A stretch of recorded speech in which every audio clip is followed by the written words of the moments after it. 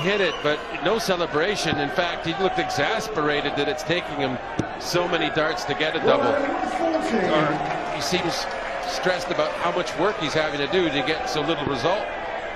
He's used to better.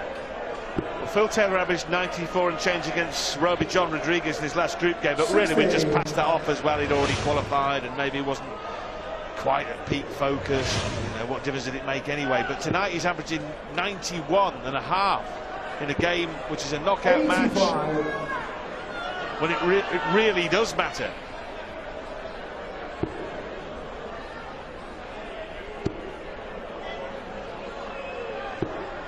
If he does win, he won't have instilled any fear into any of the other players with this performance. Robert Thornton will play him next. If he wins. If he wins. But will he play the world number 10, Terry Jenkins? Whose weight goes on for a big TV prize. Lost to Phil Taylor in the final of this very event in 2008.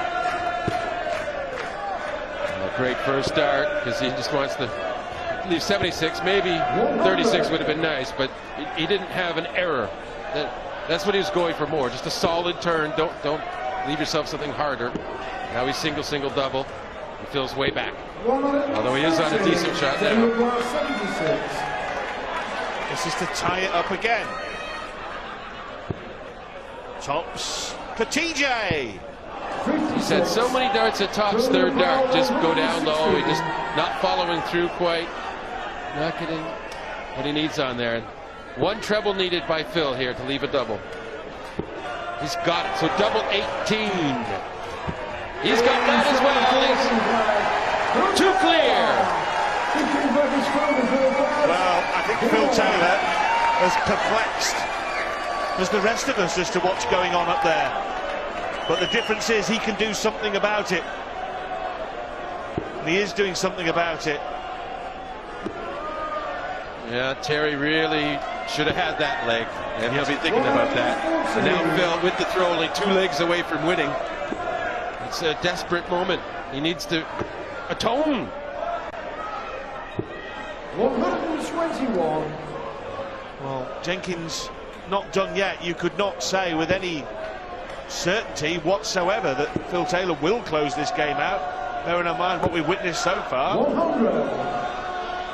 Anything could happen. The 116 looks to be pivotal, but will it be? 66. Well, the 76 squad. Yes. Indeed, John. But if Phil Taylor does win, and I say if again, it'll be very interesting to hear what he has to say about his performance this evening and where it leaves him moving forward into the tournament against Robert Thornton and maybe beyond. 100. Well, most players wouldn't be too bothered, just be happy they won and just dismiss it and say, I'll play it better next time. It's no big deal. But you're quite right. With Phil, it's a whole other issue.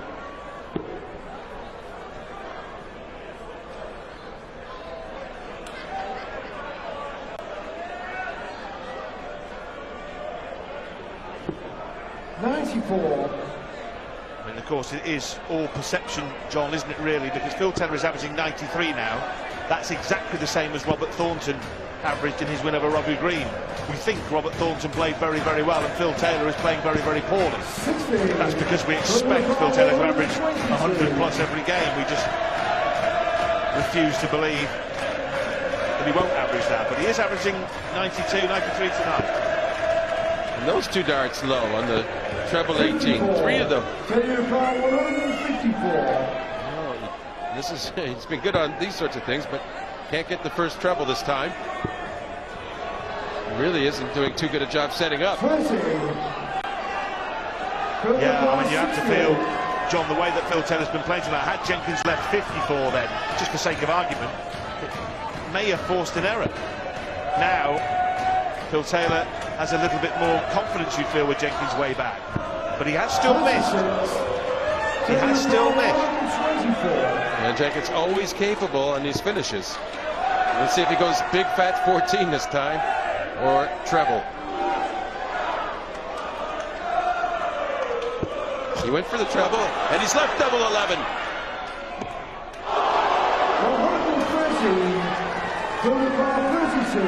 That width of a wire may be enough to help Phil Taylor go 3 ahead.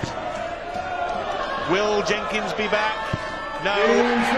Phil Taylor has almost got there. A sigh of relief from the power.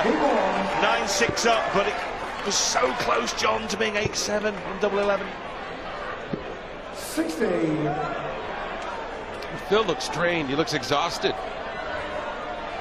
Every leg and effort. But psychologically, of course, it has been exhausting. He was down 4-1 and had to come back from that. And even since then, legs have been pretty iffy one way or the other. Yeah, he just looks like a player under pressure up there, doesn't he? 16. Exasperated was a good word, John. That's exactly what he looks like.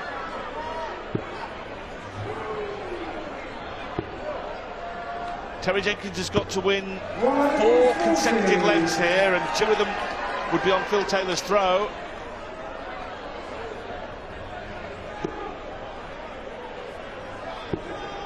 Well, at the very least, the first one he has to win is his throw. So, and he had a good start. Phil hasn't. So Terry can build up a little bit, build up his confidence gradually. Keep hitting solid shots like 140. He has to believe he has a chance. Why not? This match has been fairly crazy. He's won 4 straight. 4 straight. He did. Well, from 4-0, Phil Taylor's won 9 out of 11 legs. 86 left, treble 18 would leave 32. This would be a great leave after a dozen darts. 93.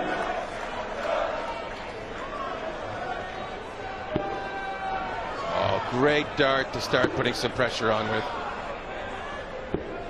135. Yeah, he left 99, but it's the same as 101 in my mind. It's a threat. Terry must hit this. Double top.